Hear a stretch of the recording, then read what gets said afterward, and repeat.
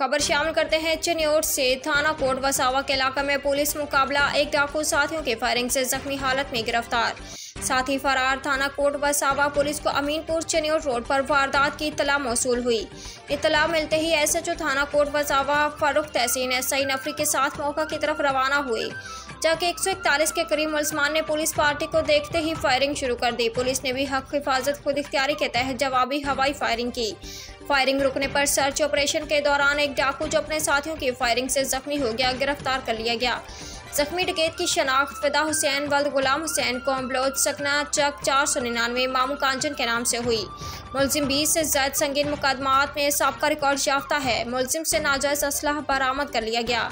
मुलजिम के साथ ही रात की तारीकी का फायदा उठाते हुए फरार हो गए। वाक़े की इत्तला मिलते ही सीनियर पुलिस अफसरान पुलिस की भारी नफरी मौका पर पहुंच गई।